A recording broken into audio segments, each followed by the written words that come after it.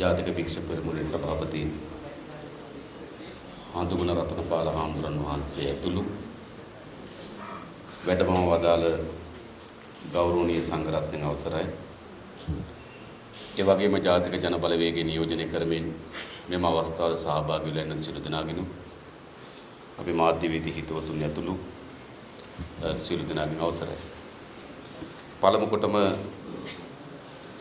ජාතික භික්ෂු සංගමයේ මේ අවස්ථාවට මට ආරාධනය කරලා මා වෙනුවෙන් ආශිර්වාදේ පවත්වලා අපේ මේ දේශපාලන ගමනට ධෛර්යය විශ්වාසය ගොඩනැගීම වෙනුවෙන් කරන ලද කාර්යභාරයට බෙහෙවින් ස්තුතිවන්ත වෙනවා. ඒ වගේම මම හිතනවා මේ අවස්ථාව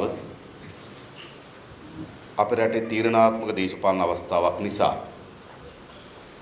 වැඩිපුර ඒ දේශපාලන ඇති වී තිබෙන චලනයන් ගැන කතා බහ කිරීම තමයි වැදගත් කියලා. ඒ මොකද අපේ රටේ දේශපාලනයේ අද ප්‍රධාන ධාරාවන් කීපයක් ගැන සාකච්ඡාවක් තිබෙනවා. එකක් තමයි දේශප්‍රේමීත්වයේ සහ දේශද්‍රෝහීත්වයේ ආදී බෙදීමක් තිබෙනවා. ಜಾති ආලය සහ ජාතිය පාවා දීම වර්ගී බෙදීමක් තිබෙනවා. දේශීයත්වය රැක ගන්න ඕන, විදේශීයත්වය ප්‍රතික්ෂේප කරන්න ඕන වගේ බෙදීමක් තිබෙනවා. එනිසා වෙනදාට වඩා වැඩියෙන් අපේ දේශපාලන පොරපිටිය, අපේ ආගම්, අපේ සංස්කෘතියෙන්, අපේ මව්බිම කේන්ද්‍ර කරගෙන මේ දේශපාලන සාකච්ඡාව ඇවිල්ලා තිබෙනවා. ඒ නිසා මම උත්සාහ කරනවා මෙන්න මේ කරුණු පිළිබඳ ගොඩනැගිලා තිබෙන දේශපාලන සාකච්ඡාවේදී අපේ ස්ථාවරය සහ ඇත්ත කරුණු සමාජයට ඉදිරිපත් කිරීම සඳහා මේ අවස්ථාව උපයෝග කරගන්න.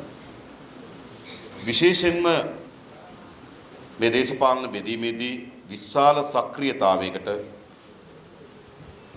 අපේ හාමුදුරන් වහන්සේලා පෙරට ඇවිල්ලා තියෙන බවත් පේනවා. එහිදී අපිට යම් ප්‍රමාණයකට දැනෙනවා ගල් පිළිම යටපත් වෙලා බොල් පිළිම උඩට ආපු තත්වයක් අපිට පෙන්눔 කරමින් තිබෙනවා. එනිසා මේ සාකච්ඡාවේ අපේ ඉන්න ස්ථාවරයේ සැබවින්ම සංවාදයේ පිළිබඳව යම් අදහස් කීපයක් ඉදිරිපත් කළ යුතුයි. අපි දන්නවා අපේ ශිෂ්ටාචාරයේ ගොඩනැගීමේදී මිහිඳු මහරහතන් වහන්සේගේ ආගමනය ඉතාමත් වැදගත් ස්ථානයක් සනිටුවම් කරනවා. එහිදී අපට ආවේ ආගමක් පමණක් නොවේ. අපිට ඒත් සමග මහා සංස්කෘතියක් ආවා. අපිට තාක්ෂණය පිළිබඳ අධ්‍යාපනය, විධිමත් අධ්‍යාපන ක්‍රමය, කළමනාකරණය පිළිබඳව පොදු සමාජයේ ජන ජීවිතය පවත්වාගෙන ආකාරය ආදී සමාජයක් ගොඩනැංවීම සඳහා අවශ්‍ය වෙන මූලික ප්‍රභේද ගණනාවක් මිහිඳු මහරහතන් වහන්සේගේ ආගමනය සමග බුදුදහමත් සමග අපිට ආගමනය වුණා. ඉතින් එතෙන් සිට අපි ශිෂ්ට සම්පන්න ජාතියක්, යම් සංස්කෘතික සමාජයක් නිර්මාණය වෙන්න පටන් ගත්තා. ඒ සංස්කෘතික සමාජය අපිට ඉතා විශාල ඓතිහාසික උරුමයන් අපිට එකතු කරලා දීලා තිබෙනවා. විශේෂම ගත්තොත් අපේ ඓතිහාසික උරුමයන් සමහර අය අපේ ඓතිහාසික උරුමයන් වල බලි තොවිල් යන්ත්‍ර මන්ත්‍ර ඓතිහාසික උරුමයන් ලෙස සාකච්ඡා කරන වෙලාවක ඊට වඩා වැදගත් තාක්ෂණික ඓතිහාසික උරුමයන් අපිට උරුම කර දී තිබෙනවා. විශේෂයෙන්ම එම ඓතිහාසික උරුමයන් විශාල ප්‍රමාණයක් අපිට මුණ ගැහෙන්නේ වාරි කර්මාන්තය ඇතුළේ. අපි ගත්තොත් අපි දුරකථනය හොයාගත්තේ නැහැ. ඒක ඇලෙක්සැන්ඩර් ග්‍රැහම් බෙල්. අපි මුද්‍රණ යන්ත්‍ර හොයාගත්තේ නැහැ. ඒක චීනී. හැබැයි අපි හොයාගෙන තියෙනවා බිසෝ කොටුව. ඒක අපේ නිර්මාණය. අපි හොයාගෙන තියෙනවා මඩසොරුව. ඒක අපේ නිර්මාණය. අපි හොයාගෙන තිබෙනවා කලාවැවේ ඉඳන් තිසාවැව දක්වා කිලෝමීටර 52ක් 70කට අඟලක බැස්මක් සහිත මහා වාරි කර්මාන්තයේ නිර්මාණය.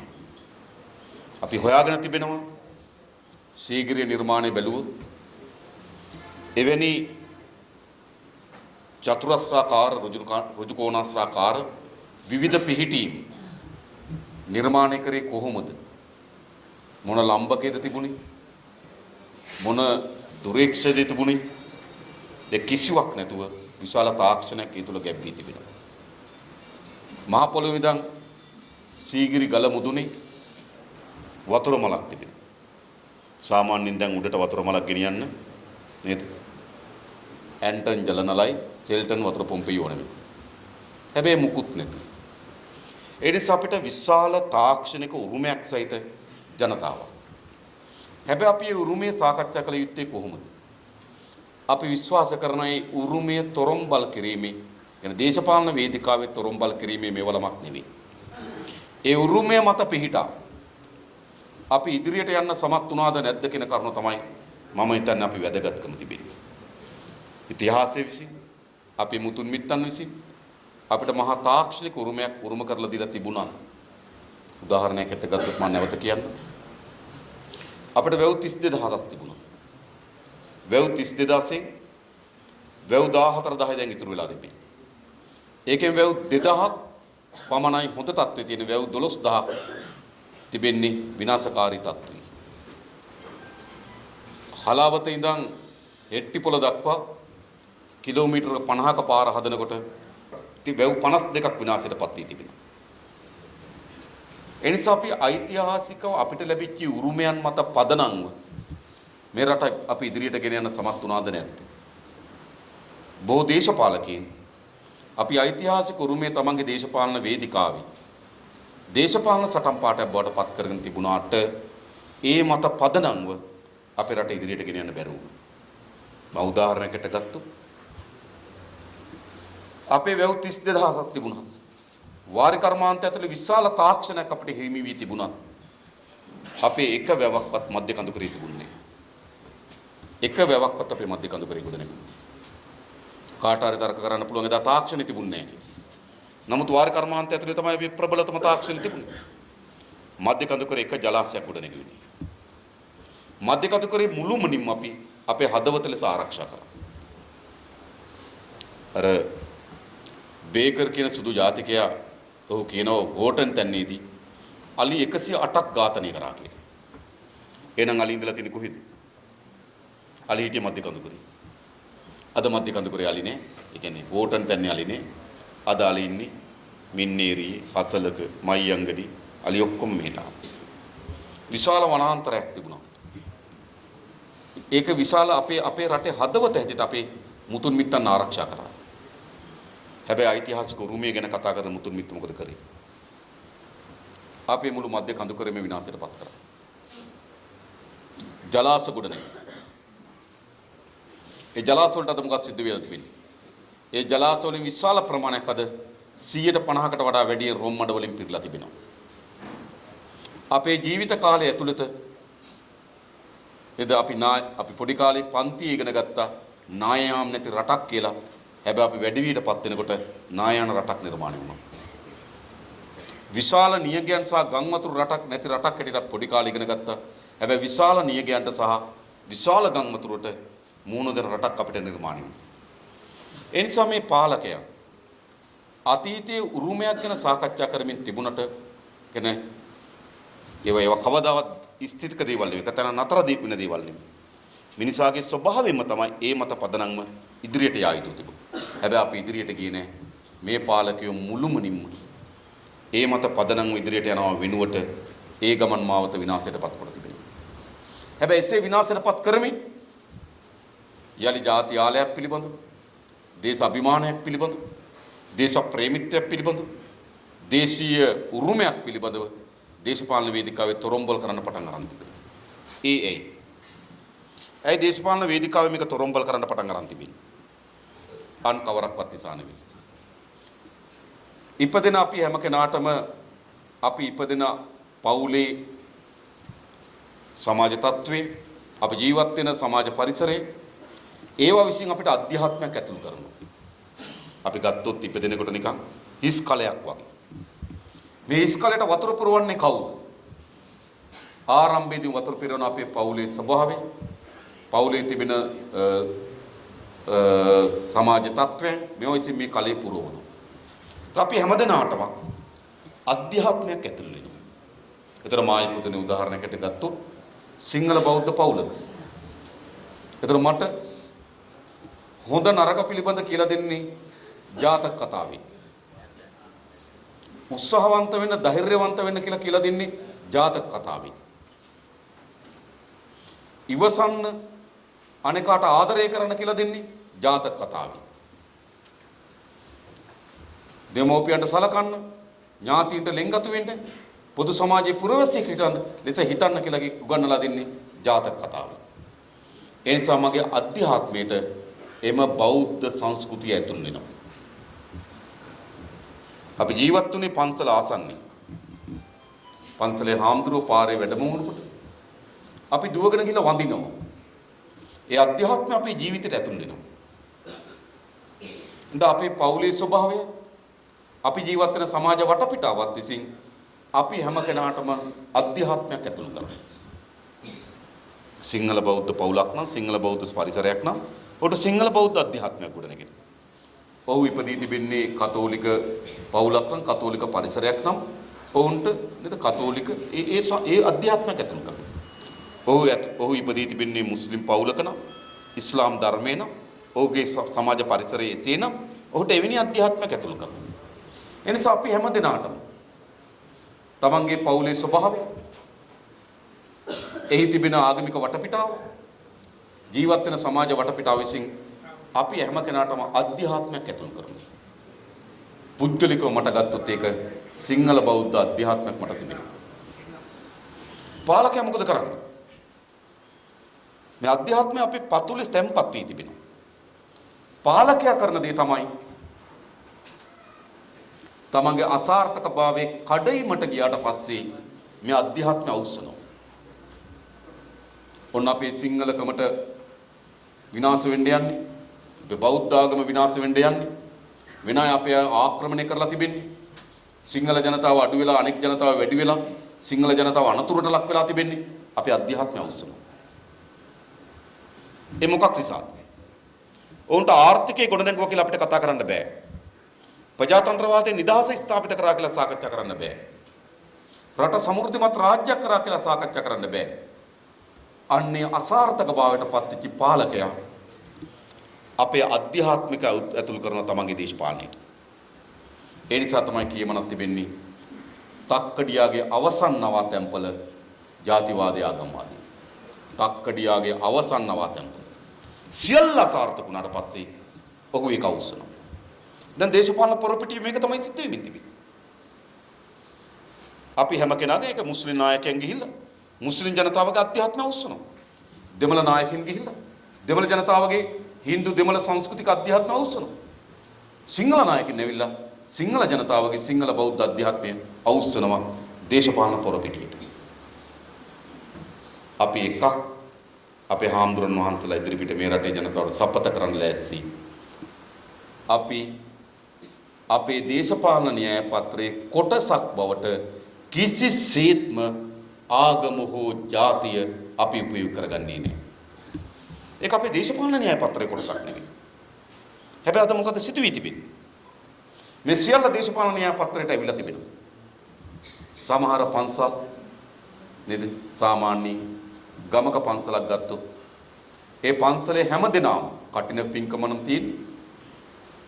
හැමදෙනාම පක්ෂ ભેදකින් තොරව පන්සල පොදු තැනක් බවට පත් වී තිබුණා. හැබැයි මේ පන්සලේ පොදු තැනට ඇවිල්ලා එළියට ඇවිල්ලා දේශපාලන වොයිස් කට් එකක් දෙනවා. ඒ නිසා ඒවා යම් ප්‍රමාණයකට නේද මේක ටිකක් හොඳ නැති වචනයක් වෙන්න පුළුවන්. පන්සල් කට් කියන්න පටන් ගත්තා. මොකද උනේ? ඒ කියන්නේ මේවා තමන්ගේ වැහැරුණු අසාර්ථක දේශපාලනය වසා ගන්නා ලෝගුවක් බවට බෞද්ධ ආගම සහ සිංහලකම උපයෝග කරගත්තා. මේක එක පැත්තකින්. අනිත් පැත්ත මාතෘ භූමිය පිළිබඳව. අපිට පොඩි කාලේ ඉඳන් අපි හැම දිනාටම අපේ මාතෘ භූමිය පිළිබඳ ආදරය, මාතෘ භූමිය පිළිබඳ ලෙන්ගතුකම, ඒකත් එක්ක තියෙන ඥාතිත්වය, අපේ මව්බිම මේව අපිට උගන්වනවා. එනිසා අපි හැම දිනාගේ ඒක UNP ද JVP ද ශ්‍රී ලංකාද දේශපාලන ભેදකින් තොරව අපි හැමදෙනාට මේ මව්බිම් පිළිබඳ ලෙන්ගතුකමක් තිබෙනවා. මව්බිම් පිළිබඳ භක්තිය සාදරයක් තිබෙනවා. ඒක දේශපාලනයෙන් මෙන එකක් නෙවෙයි. ඒක අපේ සංස්කෘතියෙන්, අපේ අධ්‍යාත්මයෙන්, අපි හැදී වැඩුණු පරිසරයෙන් අපිට ඒක ඇතුල් කරලා තිබෙනවා. හැබැයි මව්බිමත් දේශපාලන පොරපිටියට ගිනවා. දේශපාලන පොරපිටියට ගිලනවා මව්බිම රකින්න නම් මේගොල්ලෝ මව්බිම පාවා දෙන්න නම් මේගොල්ලෝ. ඒතර මව්බිම් පිළිබඳ තියෙන පොදු සාධකේ හැම දෙනා තුළම මව්බිමට තියෙන ලෙන්ගතුකම, මව්බිමට තියෙන බැඳීම් පිළිබඳ තියෙන පොදු බැඳීම දේශපාලන කෝණයකට ගන්නවා. අරන් කියනවා අපි මව්බිමේ ආරක්ෂකයෝ, ඒගොල්ලෝ මව්බිම පාවා දෙනවා. මෙහෙමනේ කියන්නේ. ඒ නිසාද මේ ආගම පිළිබඳව, ජාතිය පිළිබඳව, මව්බිම් පිළිබඳව මේ ඇති වී තිබෙන සංවාදය සමහර දේශපාලන ව්‍යාපාර තමන්ගේ දේශපාලන න්‍යාය පත්‍රයේ එකම බවට වෙන මුකුත් නැහැ. එකම අංගයේ බවට මේක පත් කරගෙන තිබෙනවා. ඇයි? ඔවුන්ට වෙන කිසිවක් කරන්න නැති නිසා. අපි ආයේ බලමු ඇත්තටම මේගොල්ලෝ බෞද්ධ ආගම මත පිහිටවාද කටයුතු කරලා තිබෙන්නේ. අපි දැන් බලමු.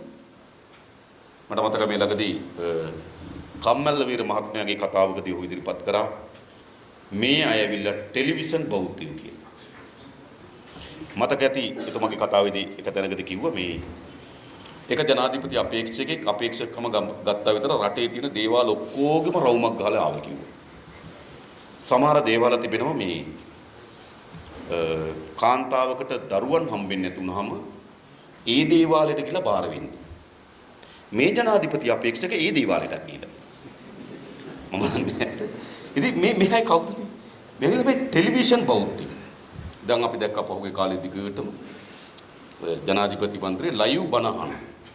අපේ හාමුදුරන් වහන්සේ බණ අහනවා කියලා කියන්නේ ඒක ඊටා හොඳින් නැහුම්කන් දෙමින්, ඒකට සාවධානව ඇහුම්කන් දෙමින්, ඒ ධර්මයේ තමන්ගේ ජීවිතයට ඇතුළත් කරගනිමින්, තමන්ගේ තියෙන නුහු ගුණයන් තිබෙනවා නම් ඒවා ඉවත් කිරීම සඳහා ඒක මඟ පෙන්වීමක් බවට පත් කරගන්නවා.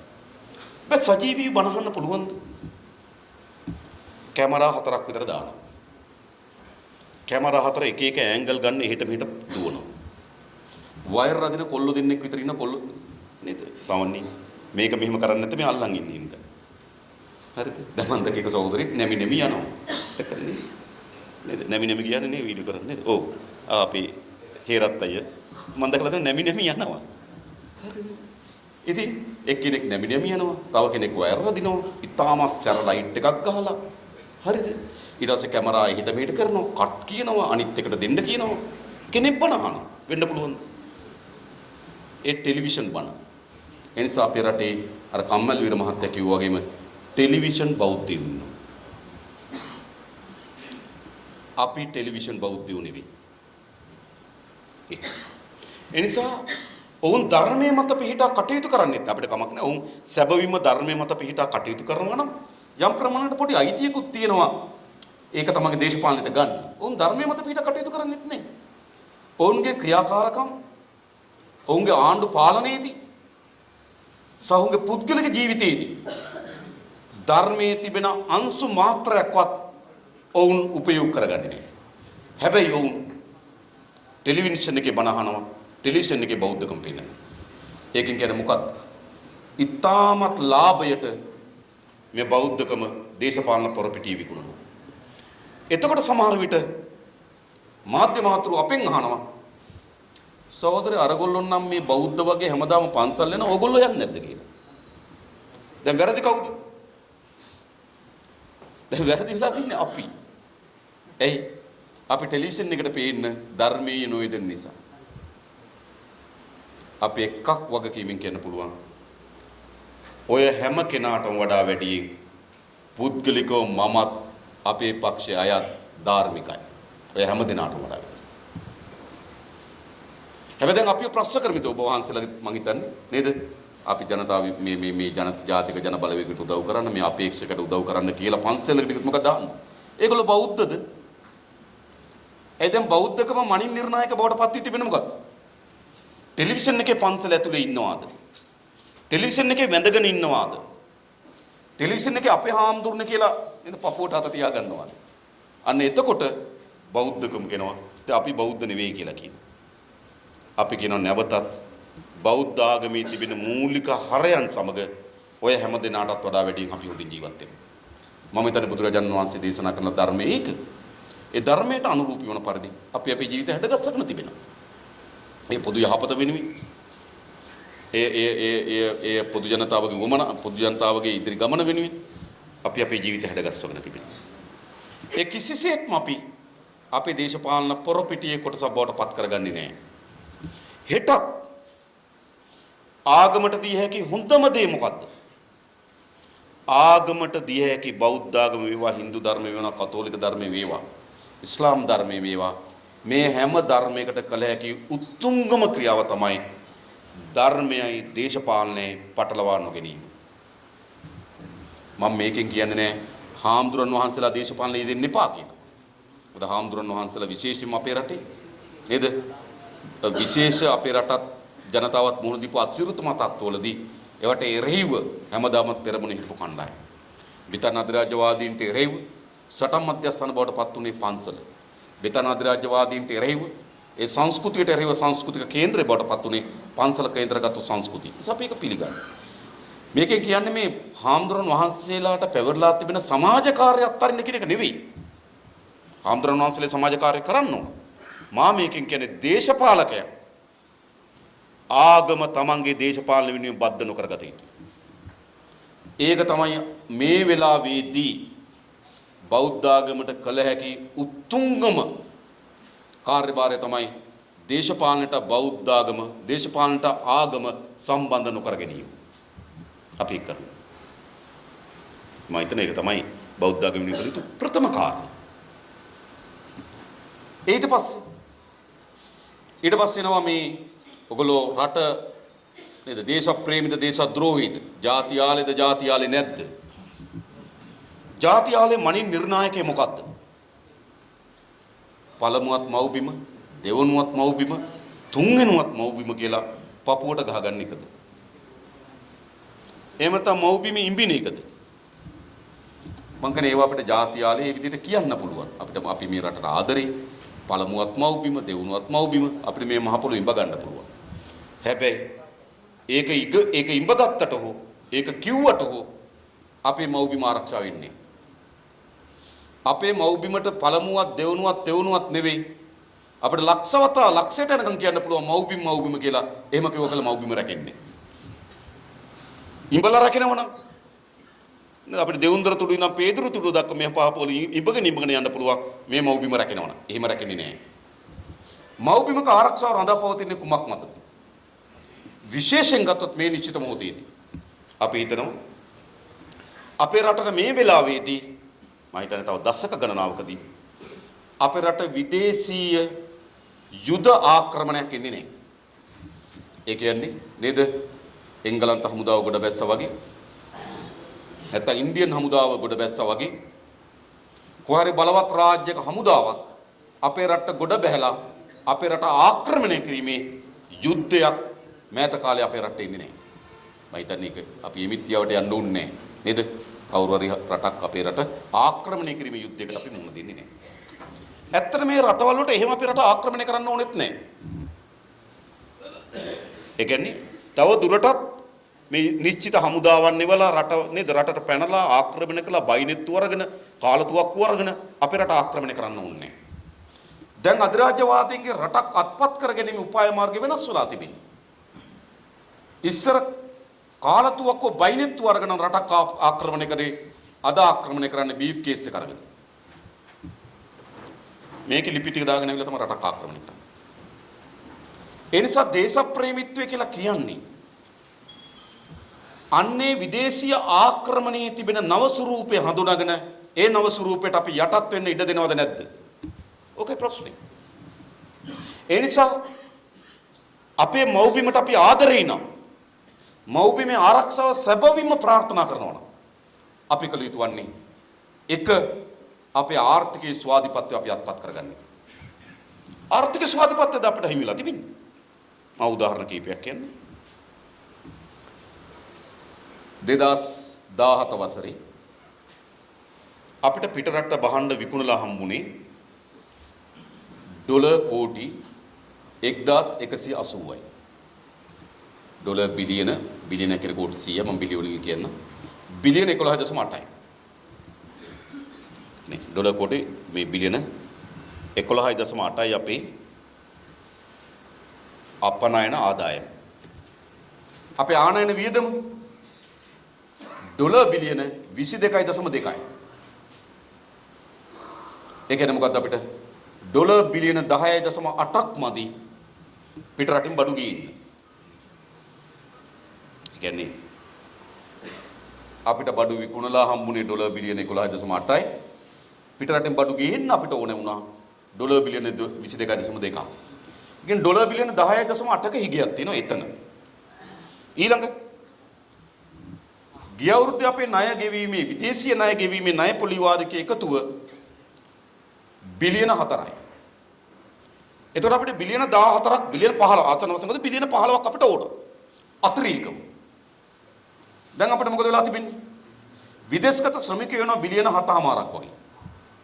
සංචාරක ව්‍යාපාරයෙන් හම්බ වෙනවා බිලියන 1.5ක් වගේ. එතකොට බිලියන 9යි. 7.5 1.5 9යි. හැබැයි ඒත් අපිට මොකද? බිලියන 6ක්. දැන් බහඬ ගේන්නයි ණය ගෙවන්නයි ඩොලර් බිලියන 6ක් මදි.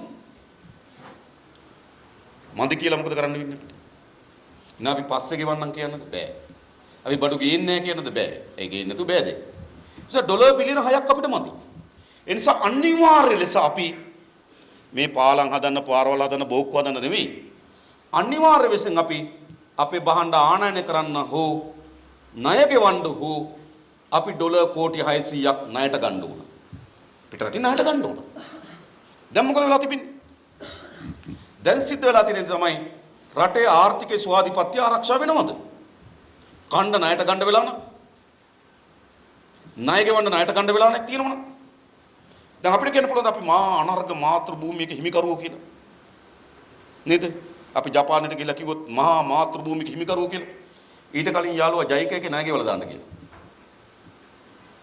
හරිද? ඊට කලින් අපේ ණය වාරිකය ගෙවලා දාන්න කියලා. ඒ නිසා වාර්ෂික වෙන මොකටද පාලම් හදන්න බෝක්කු හදන්න මොකටවත් නෙවෙයි. අපි ඩොලර් බිලියන 6ක් මේ බැංකුවෙන් ගන්නත් බෑ.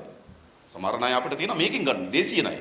විදේශීයම අපිට උපයා ගන්න වෙනවා ඩොලර් බිලියන 6ක් ඩොලර් කෝටි 600ක්. අන්නේ ඩොලර් කෝටි 600 අපි උපයා ගන්න යන්න ණයට ගන්න යන්න ඕන. ණයට ගන්න යනකොට මොකද කරන්නේ? අපිට විවිධ කොන්දේසි පනවනවා. අපිට විවිධ කොන්දේසි පනවනවා. ඉතින් අපි සුවාදීනද? අන්නේ ණයට ගන්න යන එකේ ප්‍රතිඵල හැටියට තමයි අපේ ආර්ථිකයේ තවත් වැදගත් මධ්‍යස්ථානකට අත්තරින්නේ. චීන කියන අපි ණයක් දෙන්නම්. හැබැයි කොළඹ වරායේ දකුණු ජැටිය අපිට ඕන කියනවා. ඒතොර දෙනවා. ඕස්ට්‍රේලියානු කාර්යයක් කියන අපි ණයක් දෙන්නම්. හැබැයි කොළඹ වරායේ PNO ජැටිය මෙමෙ රජින ජැටිය අපිට දෙන්න ඕන කියනවා. ඉතින් PNO සමාගමට දුන්නා. ඉන්දියාවට ගිහලා අපි ණයක් ඉල්ලනවා. ඉන්දියාව කියන අපි ණයක් දෙන්නම්. හැබැයි අපිට උඹලා චීනෙට දුන්න වරාය එක කෑල්ලක්. තව හාදයකට දුන්න ඉතුරු කෑල්ල එහෙනම් අපිට දීපන් කව නැගිටින වරාය මෙමි. ඒක දුන්න මේ ඊපෙරද ගිවිසුමක් අත්සන් කරා. මොකද සිද්ධ වෙලා තිබෙන්නේ? අපේ ආර්ථික බෙලහීනතාවයේ වැට්ටුවාට පස්සේ අපේ මව්බිමේ සූරීත්වය අපිට ආරක්ෂා වෙන්නේ නැහැ. එක්සත් ජනපදයෙන් අපි ණය ඉල්ලනවා. ණය ඉල්ලනකොට අපි ණය දෙන්න. හැබැයි අපිට ඉඩම් ඕන. මොකද උනේ? දැන් මේ දේශප්‍රේමී මහතුරු උන්ගේ පාලන කාලේ හෙක්ටයාර් 3000ක් ආසන වශයෙන් ගත්තොත් හෙක්ටයාර් 3000ක් කරන්නේ අක්කර 7500ක්. අක්කර 7500කට ආසන්න භූමි ප්‍රමාණයක් ඇමරිකන් ඩෝල් සමාගමට පැවරුවා. ඇමරිකන් ඩෝල් සමාගමට වික්කා. දැන් දේශප්‍රේමී වෙනවා. ගෙන පොළොව ඉඹ ගත්තට දේශප්‍රේමී ආර්ථික වශයෙන් ස්වාධීනත්වයට අත්පත් කරගත්තොත් විතරයි මව්බිමේ ආරක්ෂාව තියෙන්නේ. ඊට පස්සේ කල්පිටේ දෙන අපිට බත්තලන් ගුණ්ඩුව ඇතුළේ දූපත් 14ක් බැසිල් රාජපක්ෂ සංචාරක එයාගේ සංචාරක මණ්ඩලය තිබුණේ එයාටද ආර්ථික සංවර්ධන ඇමතිවරයාට මේ දූපත් 14ම විකුණන්න තීන්දුව කරා. ඒක දූපත් දෙකක් එයාගේ කාලේ වික්කයි තුටි විකුණ ගන්න බැරි වුණා. මම ගිය එකක් බලන්න. අපි ඔය කල්පිටිය ප්‍රදේශේ පුත්තලම් ප්‍රදේශේ දීවර ජනතාවත් එක්ක අපි බෝට්ටුවක නැගලා ගියා මේ දූපත බලන්න. දූපත හතර වටේ සිකියුරිටි දාලා. අපිට බෝට්ටුවෙන් බහින්න දුන්නේ නැහැ දූපතට. මම කිව්වා මම පාර්ලිමේන්තු මන්ත්‍රීවරයෙක් බහින්න ඕන කියලා. මැඩම්ගෙන් අහලා කියන්නම් කිව්වා. මැඩම් ඉන්දියාවේ. සිකියුරිටි කාර්ය මැඩම්ගෙන් අහලා කියනවා මට මේ දූපතට ඇතුළත් වෙන්න පුළුවන් ද බැරිද කියලා තියෙනවා. කොහොමද මාතෘ භූමිය ආරක්ෂා කරලා තියෙන්නේ? රටේ දූපත් ටික විදේශිකයන්ට පවරන තැනකට මේ පාලකයන් ගෙනා. ඒ විතරක් නෙවෙයි. අපේ රටේ බීජ සම්පත. අපි දන්නවා වැදගත්ම ශේත්‍රය තමයි අපේ රටේ කුෂ්කර්මාන්ත බීජ. අපිට තිබුණා ඉතාමත් අනර්ග බීජ සම්පත. ලෝකේ විශාල ජෛව විවිධත්වයෙන් හිමි රාජ්‍යයක් අපිට හිමි වෙලා තිබුණා. වට්ටක ගත්තොත් අපිට වට්ටක ප්‍රභේද කොච්චර තිබුණාද? කරවිල ගත්තොත් කරවිල ප්‍රභේද කොච්චර තිබ්බද? තිත් එක තිබුණා, තිත් අඩු එක තිබුණා, ගැට එක තිබුණා, දිග එක තිබුණා නේද? වට්ටක ගත්තොත් රවුම් වට්ටක තිබ්බා, දිග වට්ටක තිබ්බා, කොළ පාට එක තිබ්බා, කහ පාට එක තිබ්බා නේද? මොනතර වට්ටක ප්‍රභේද තිබුණාද? මොනතර බඩීරක ප්‍රභේද තිබුණාද අපිට? ඒතර අපිට ජෛව විවිධත්වයෙන් බීජ විවිධත්වයෙන් තිබුණු රාජ්‍යයක් අද අපිට. අද වට්ටක ගත්තොත් එක්ක මිමිනි වට්ටක එක්ක ඩුබායි වට්ටක වෙන නැහැ. කො අපේ පාරම්පරික බීජ සම්පත. සාමාන්‍ය තුඹ කරවිල කියලා කියන්නේ. ඉතින් අපි දන්නවා ගම්වල තුඹ කරවිල ගෙදරක වගා කරන්නේ නැහැ. ඒක කෙලේ හැදින්නේ. සාමාන්‍ය විතර ගම්වල මතයත් තුඹ කරවිල වලක් හදලා මල් පිපෙන කාලෙට එයා මේ ගෙදර කවුරු හරි මිය දෙනවා කියලා. ඒ නිසා තුඹ කරවිල ගෙවල් වලින් දිවෙන්නේ නැහැ. තුඹ කරවිල හැදෙන දේ තමයි යල් කන්නට හේන් කොටලා නේද මහ වැයි වැටෙනකොට නවදලි හේනේ අර මුල් වලින් කරවිල වෙලා ඇවිල්ලා ඕකෙන් තමයි තුඹ කරවිල කැඩෙන්නේ. ඒතර අපිට අනන්‍ය වූ බීජ සම්පතක් තුඹ කරවිල. අද මොකද වෙලා තියෙන්නේ? අද තුඹ කරවිල යටත් ටින් එකේ ඉන්නේ. හරි. ටින් එකේ ඇවිල්ලා මොකද කරන්නේ? ඒක එනවා ගැහැණු වැල් හදන්න වෙනම යටේනවා, පිරිමි වැල් හදන්න වෙනම යටේනවා. ඉතින් ගැහැණු වැල් ටික ඉඳනවා වැඩිපුර, පිරිමි වැලක් දෙකක් හදා ගන්නවා. හදාගෙන පාන්දර 4ට නැගිටලා පිරිමි මලක් කඩනවා. කඩලා මොකද කරන්නේ? පිනිහි දෙන්න කලින් ගැහැණු මලක තිය යනවා. පරාගණය කරනවා. මල් පහක විතර දාලා ආයෙ මලක් කඩනවා. තිය යනවා. මෙහෙම බීජ අපි දැක්කද අපේ රටේ? මේ කෘමීන් හරහා, මීමැස්සෝ හරහා, සුළඟ වාතය හරහා විවිධ ආකාරයෙන් පරාගණය සිද්ධ වෙච්ච රාජ්‍යක අපේ රාජ්‍ය. හැබැයි පාන්දර 4ට නැගිටලා පිරිමි මලක් කඩාගෙන ගැහැණු මලේ තිය යන්න සිද්ධ වෙලා තියෙන පරාගණය කරන්නේ. මොකද අපේ පාලක බීජ සම්පත කරේ. එතකොට කුෂ්කර්මාන්තේ පැවැත්ම රඳා පවතින කුමක් මතද? අපි මත නෙවෙයි. කුෂ්කර්මාන්තේ රඳා පැවතුන තියෙන අද CIC හේකින් බවර් මුදලාලි මත ඒගොල්ලෝ එවන බීජ ටික එව්වොත් අපිට හදන්න පුළුවන්. ඒගොල්ලෝ බීජ ටික එව්වේ නැත්නම් අපිට හදන්න බෑ. කො දේශප්‍රේමීත්වය. අපේ බීජ සම්පත අපිට අහිමි කරා. මම මේ උදාහරණ කීපයක් ඉඩම් සම්පත, බීජ සම්පත මේ සියල්ල අපිට අහිමි කරලා අපිට කියනවා මොකද්ද? මම දේශප්‍රේමී කියනවා. මම නේද මම ගිරවපත්ති පුදුනේ නේද මම ආහාරයට ගන්නේ කුරාන් තලප කියන වැඩක් තියෙනවා අපිට. අපිට හැම්බේකෙන් කෑවත් අපිට ප්‍රශ්නයක් නැහැ. අපේ මව්බිම ආර්ථික වශයෙන් ශක්තිමත් කරන්නේ නැතුව විවිධ බෙලහීනතාවයන්ට ගිහිල්ලා මොකද වෙලා තිබෙන්නේ? ආර්ථික ස්වාධීනත්වය අපිට අහිමි කරලා තිබෙනවා. අන්න ඒක අපේ මව්බිමේ පැවැත්මට තර්ජනයක් වෙලා තියෙනවා. අද අපේ රටේ ඇමරිකන් එම්බසි අපේ රටේ ඉතාම සංකීර්ණ ඉඩම් නීතියක් තියෙනවා. අපි ඉඩම් නීතිය ශක්තිමත්. අපි එතුමිය හම්බුණා. ඒ ඇවිල්ලා පැහැදිලි කරන්න ඉඩම් නීති ගැන. අපි යාට කිව්වා ලංකාවේ ඉඩම් කියන්නේ පුරවැසියන්ට දීපලක් නෙවෙයි. ලංකාවේ ඉඩම කියලා කියන අපිට ඥාතිත්වයක්. ගෙදර කෙනෙක් රත්තරන් බඩු උකස් කරන ප්‍රමාණයට ඉඩම උකස් කරන්නේ. නේද? බයිසිකලයක් විකුණන්නේ ප්‍රමාණි මානසිකත්ව හදාගෙන ඉඩමක් විකුණන්නේ. ඉඩම කියන්නේ අපේ ඥාතිත්වයක්. හැබැයි අපි ඉඩම් නීති ඉතාමත් සංකීර්ණයි. අපි නීතිඥ මාතෘ ඉඩම් නීතිය සංකීර්ණයි. පරම්පරාවට ඉඩම් එන ඉඩම් තියෙනවා. දැන් මෙහි ගත්තොත් හම්බන්තොට ගත්තොත් මඩ ඉඩම් වලින් 51ක් අඳ ඉඩම්. ඒක අඳ ගුවියට විකුණන්නත් බෑ, ඉඩම් හිමියට විකුණන්නත් බෑ. අන්ඩාල් ප්‍රතිපත්ති ගත්තොත් කන්න මාරුවට ඉඩම් තියෙනවා. එක කන්නක් අක්කා, ඊළඟ කන්න මල්ලි. ඒක අක්කට විකුණන්නත් බෑ, මල්ලිට විකුණන්නත් බෑ. ඒ නිසා මේ ඉඩම් අපේ ජනතාව ඇතුලේ සරණතා පවතින්නේ මේ ඉඩම් නීති නිසා. හැබැයි දැන් මොකද කරන්නේ? ඇමරිකන් එක්සත් ජනපදයෙන් හරිද? ආධාර මුදලක් දෙනවා ඉඩම් නීති සංශෝධනය කරන්න කියලා. එයි අපේ ඉඩම් වෙනද පොලේ ඕන කෙනෙකුට අපේ රට ඉඩම් විකුණන්නත් බෑ. ඕන කෙනෙකුට අපේ රට ඉඩම් මිලදී ගන්නත් බෑ. ඉඩම් නීතිය සංකීර්ණයි. ඒ නිසා ඉඩම් වෙනද පොලට ඇතුළත් කරන්න කියනවා. ඕන කෙනෙකුට ඕන වුණාම ගන්න, ඕන කෙනෙකුට ඕන වුණාම විකුණන්න. ඉතින් ඒකට නීති සම්පාදනය කරනවා. ඉතින් රනිල් වික්‍රමසිංහ ආණ්ඩුව ඒ සඳහා ණය මුදල ආධාර මුදලක් මිලියනියන් ෆන්ඩ් එකෙන් දුන්නේ ඇමරිකාවේ. ආධාර මුදලක් ගත්තා ඉඩම් නීති සංශෝධනය කරන්න. ඉතින් නීති සකස් කරන්නේ කවුද? මේ නීති සකස් කරන්නේ මේ පාර්ලිමේන්තුව 113ක් වුණ නීති සම්මත කරන්න අපේ රටේ නීති හදන්නේ පාර්ලිමේන්තුව නෙවෙයි. ඒගොල්ලෝ හදන නීතිය මේ අය අත උස්සලා සම්මත කරනවා. මේ ළඟදී පාර්ලිමේන්තුව සම්මත වුණා දේශීය ආදායම් පනත බදු පනත. මේ ළඟදී බදු පනත සම්මත වුණා. ඒ බදු පනත හැදුවේ කොහෙද? කෙන්යානු රටට හදපු බදු පනතේ සිංහල පිටපත. සාමාන්‍යයෙන් අපි දන්න ඕනෑම ශාස්ත්‍රයකට ඒ ශාස්ත්‍රයකට ආවේනික භාෂාවක් තිබෙනවා. දැන් අපි ගත්තොත් කුෂ්කර්මාන්තයට ගියොත් බැත අපි වී වලට කියනවා. උකුණු ගහ අපි දැත්තට කියනවා. කොළේ අපි අර නේද වී ගොඩ ගහලා තියෙන එකට කියනවා. කොළේ. නේද අපි මෙහෙම කියනවා. ඒ කියන්නේ ඕනෑම ශාස්ත්‍රයකට ආවේනික භාෂාවක් තියෙනවා. බදු ශාස්ත්‍රයටත් ආවේනික භාෂාවක් තියෙනවා. මොකක්ද උනේ? බදු පනත පාර්ලිමේන්තුවට දැම්මා ආවේනික භාෂාව කෙන්යාව. ඒ කියන්නේ කෙන්යාවේ මේ බදු වලට පාවිච්චි කරන වචන තමයි තියෙන්නේ. ඒව තමයි අපේ බාබ්දේසියා අපේ තාක්ෂණ දෙපාර්තමේන්තුවේ මහත්තයා ඉන්නවා. හරි. ඉතින් ඒව තමයි පාවිච්චි කරලා තියෙන්නේ. ඊට පස්සේ බදු පනතේ යටින් තියෙනවා මේ වචනේ තේරුම මේකයි කියලා සිංහලෙන්. ඒ කියන්නේ අර කෙන්යානු වචනේ දාලා මොකද වෙලා තියෙන්නේ? මේ බදු පනත වෙන රටකට හැදුවා. හද පනත අපි පාර්ලිමේන්තුවට දැම්මා. දාපෙලාම ජාත්‍යන්තර මූල්‍ය අරමුදල නිවේදනයක් දැම්මා. ඩොලර් මිලියන 233ක ණය මුදල අපි නිදහස් කරන්න සූදානම්. අපි බෙහෙයින්ම ස්තුතිවන්ත වෙනවා බදු පනත පාර්ලිමේන්තුවට දාපු එක ගැන. දැන් IMF කියනවා බදු පනත පාර්ලිමේන්තුවට දාපු එකට අපි ස්තුතිවන්ත වෙනවා. ඊට පස්සේ ණය මුදලෙන් මිලියන 233ක් නිදහස් කරා. සම්මත වුණාට පස්සේ ණය මුදලෙන් ඉතුරු 200 නිදහස් වුණා. එහෙනම් නීති සම්පාදනය කරන්නේ කවුද? නීති සම්පාදනය කරන්නේ අපේ පාර්ලිමේන්තුව නෙමෙයි. ඒගොල්ලෝ හදලා දෙන නීතිය පාර්ලිමේන්තුවට දාලා අත උස්ස ගන්නවා. ඒ නිසා ආර්ථික තීන්දුව తీරන ගැනීම බලය පොමනක් නෙවෙයි. නීති සම්පාදනය කිරීම බලයත් අපි නෙවෙයි අද කරන්නේ. ඉඩම් නීතිය සංශෝධනය කරන්න කියන්නේ ඇමරිකන් එක්සත් ජනපදය. බදුපඩ සංශෝධනය කරන්න කියලා කියන IMF එක. ඒක හොඳ නරකද නේ මා කියන්නේ. නීතියක් අවශ්‍ය නම් අපි නීතිය හදා ගන්නවා. හැබැයි නීති හැදීමේ බලයත් අද අපි අතේ නේ. ඊළඟ අයවැය ලේඛනේ. අයවැය ලේඛනේ අපි නෙමෙයි.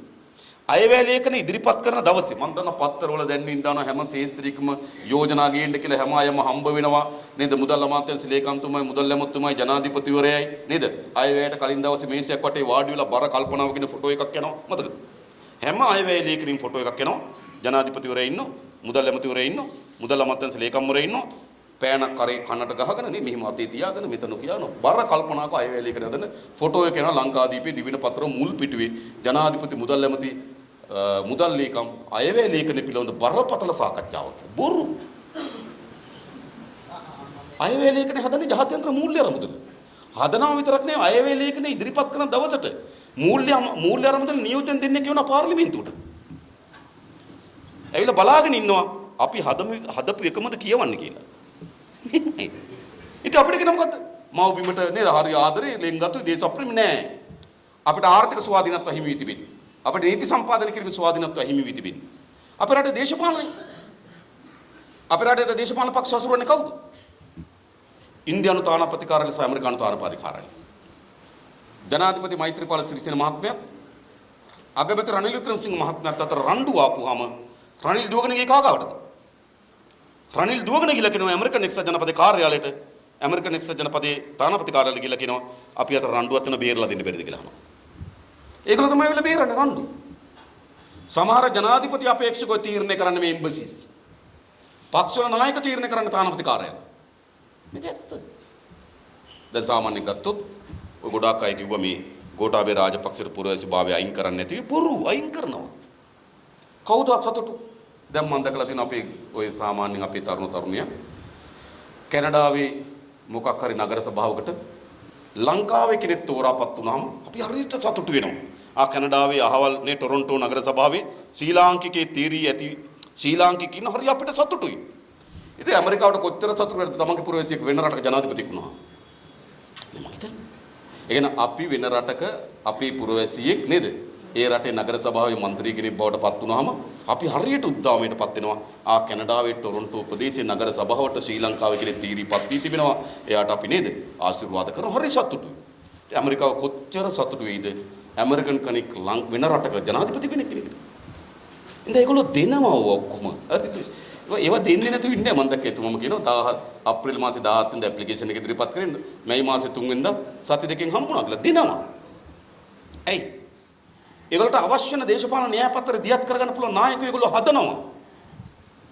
සමහර කාලවලට ඔය පාර්ලිමේන්තුවේ සමහර අය ඇමරිකන් එක්සත් ජනපදයේ හාවර්ඩ් එකට අරන් යන මාස දෙක තුනේ ට්‍රේනින් වලට නායකයෝ හදන්න කියලා. ඒ නිසා මේ දේශපාලන ස්වාධිපත්‍යයත් අද අපිට අහිමි වී තිබෙන්නේ. නායකයෝ තීරණය කරන්න අපි නෙවෙයි. ආණ්ඩු තීරණය කරන්නේත් අපි නෙවෙයි තානාපති කාර්යය. නිසා දේශපාලන ස්වාධීනත්වයේ ආර්ථික ස්වාධීනත්වයේ නීති සම්පාදනය කිරීමේ ස්වාධීනත්වය මේ සියල්ල අහිමි වෙලා තිබෙනවා. මේ සියල්ල අහිමි වෙනවා අපිට කියන මොකද්ද? මව්බිම අනතුරුයි නේද? දැන් මොකද කියන්නේ? මව්බිම බේරා ගන්න තියෙන අන්තිම අවස්ථාව. අන්තිම අවස්ථාව කීයක් කවද? හැම ඡන්දයක් එනකොටම කියන මේක අවසන් අවස්ථාව. නේ දැන් ආයෙත් කියන මේ අවසන් අවස්ථාව වෙලා තිබෙන්නේ. ඉතින් ඒ අවසන් අවස්ථාව මව්බිම බේරා ගන්න අපිට එකතු වෙන්න. නෑ.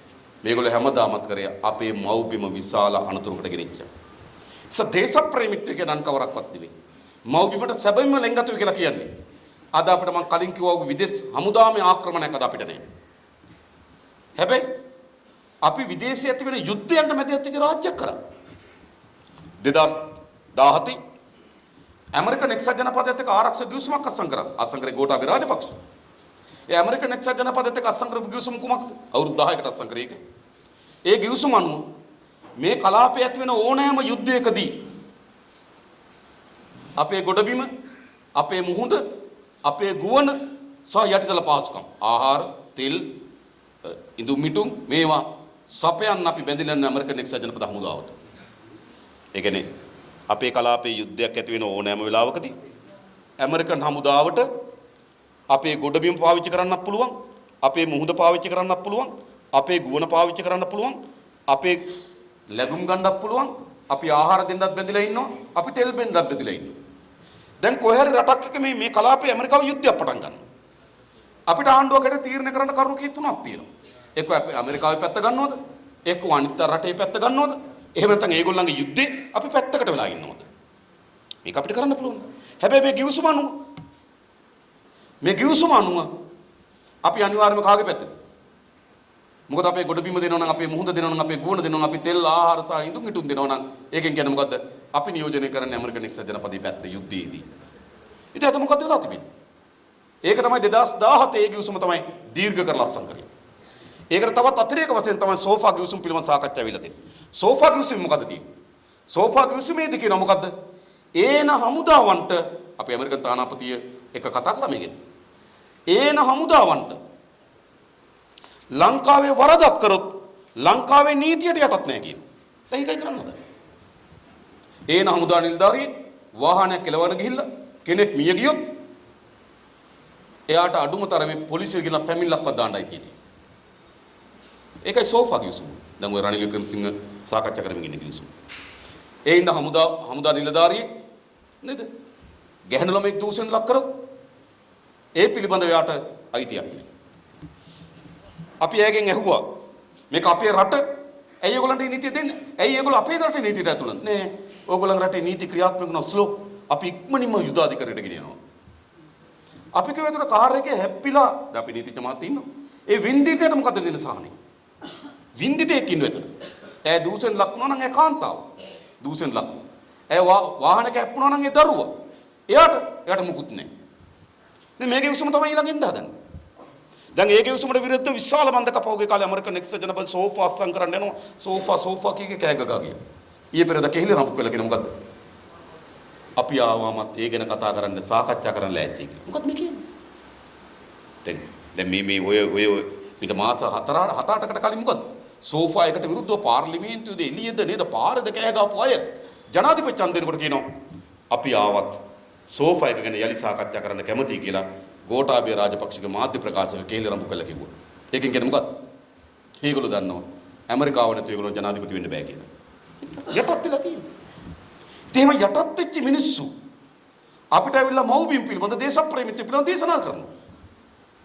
මතක තබා ගන්න අපි මේ මව්බිමටත් මේ රටේ ජනතාවටත් අවංක මිනිස්සු. අපි කිසි සටන් පාඨයක් වංක භාවයෙන් අරගෙන නෙමෙයි. අපි සැබවින්ම මේ මව්බිමටත් මේ ජනතාවටත් ආදරය කරන මිනිස්සු. එනිසා අපි හාමුදුරනේ අපි හිතනවා මේ ව්‍යාජ දේශප්‍රේමීත්වයට, ව්‍යාජ මව්බිම් පිළිබඳ තියෙන ලෙන්ගතුකමට, ව්‍යාජ ඇමරිකන් විරෝධයට, ව්‍යාජ ආගම් භක්තියට එරෙහිව පුළුල් පෙරමුණක් අපි නිර්මාණය කරන්න ඕන. මේ මුළු ව්‍යාජයකින්ම තමයි මේ කණ්ඩායම මේ දේශපාලන පොරපිටිය වහගෙන තියෙන්නේ. අපි ව්‍යාජය නෙවෙයි. අපි ඇත්ත අවංකව දහම පිළිබඳවත් අපේ ජනතාව පිළිබඳවත් අපේ මාතෘභූමිය පිළිබඳවත් ලෙන්ගතුමින් වැඩ කරන කණ්ඩායම. ඒ නිසා අපි විශ්වාස කරනවා අපේ රට ඉදිරියට ගෙන යනවා නම් අපිට සටනක් තිබෙනවා දේශප්‍රේමීත්වය පිළිබඳව. එය සෑම මුල්ලකම රිංගලා තියෙන මේ පාවාදී. ඒ බීජ වෙළඳ පොලේ බැලුවොත්, ඒ මූල්‍ය වෙළඳ පොලේ බැලුවොත්, ඒ නීති සම්පාදනයේදී බැලුවොත්, ඒ දූපත් ඉඩම් පෙවරීමේදී බැලුවොත්, එය ආරක්ෂක ශාස්ත්‍රය බැලුවොත් මේ හැම ශාස්ත්‍රයකම අපේ රට දුබල කරලා තියෙන මේ පාලකයන්. හැබැයි දුබල කරලා මව්බිම ඉඳ ගන්නවා පපුවට, මව්බිම ඉඹ ගන්නවා පපුවට ගහ ගන්නවා. මම අප යෝජනා කරන්නේ අපේ මව්බිමටත් අපේ රටේ ජනතාවත් ඇත්ත නිදහස සහ ඇත්ත සූර්යභාවය වෙනුවෙන් අපි සටනක් දියත් කරන්න ඕනේ. ඒ සටන අත්පත් කරගත හැකි වන්නේ අපිට එකක් ආර්ථික මාමේ කියන කිසි රාජ්‍යයක යුද්ධ ප්‍රකාශ කරන්න ඕන, කිසි රාජ්‍යයක එක තරහ මරා වෙන්න ඕන නෙවෙයි. අපි සෑම රාජ්‍යයකම ලෝකයේ ඇති වී තිබෙන බලතුන් ගැන කල්පනා කරලා ඉතා හොඳ තැනක අපේ රට පිහිටවන්න පුළුවන්. හැබැයි ඒ ඔක්කොම කළ හැකි වන්නේ ආර්ථික වශයෙන් අපි ශක්තිමත් නම් අපිට ගොබෝධය ග්‍රහණ කරන්න පුළුවන්. ආර්ථික වශයෙන් දුබල වෙච්ච කිසි කෙනෙකුට ස්වාධීනත්වයක් ලෝකෙ හිමි කරගන්න බෑ. ආර්ථික වශයෙන් බෙලහින හැම රටක්ම පාලනය කරන්නේ බටහිර බලවතුන්.